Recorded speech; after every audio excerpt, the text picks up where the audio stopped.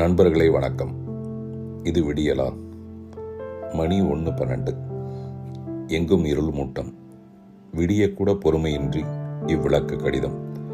என்றாவது இது விடிவுக்கு வரட்டும் என்று வரட்டு ஈகோவில் காத்திராமல் அறிந்ததை சொல்கிறேன்.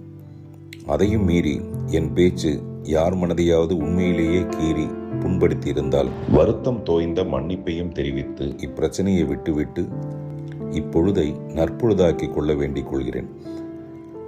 ஏனோ தெரியவில்லை, எந்த லாபமும் இல்லாமல் சில விஷயங்கள் விவாத பொருளாகி பொது நிம்மதிக்கு பங்கம் விளைவித்து விடுகின்றன. நான் எவ்வளவுதான் தமிழ் மீது பற்றோடு இருந்தாலும் என் பிறப்புச் சான்றிதழை மாற்ற முடியாதுதானே? எப்படி மாற்ற முடியும்? ஏன் மாற்ற வேண்டும்? என் பிறப்பு என் பொறுப்பு அல்ல. விருப்ப மனு போட்டு இப்பெற்றோருக்கு இப்பெயரில் இவ்வீட்டில் இப்படித்தான் பிறக்க வேண்டும் என்று எந்த குழந்தையும் கேட்டு பெறுவதில்லை. வளரும் சூழ்நிலையில் தானாக தன் வாழ்க்கையை அது தேர்ந்தெடுத்துக் கொள்கிறது. அப்படி நான் வாழ்க்கைப்பட்டிருப்பது தமிழுக்கு. சோறு சுகமையாவும் தமிழே தந்தது. போகும் வரை சொர்க்கம் தமிழே. இதை என்றும் எங்கும் ஏன் உலகெங்கும் பெருமையாய் உறக்கச் சொல்வேன்.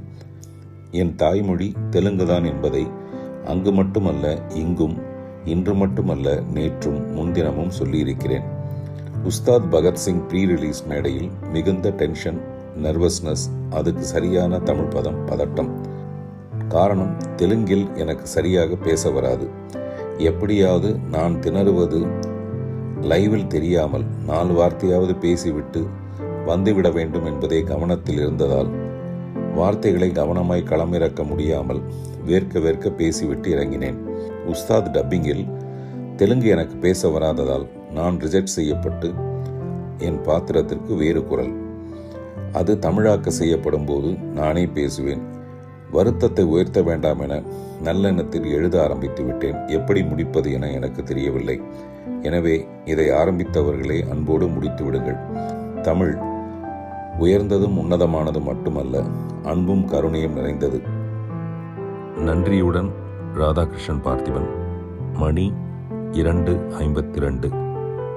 இரைச்சல் மிகுந்த இதயத்துடனும் எரிச்சல் மிகுந்த கண்களுடனும்.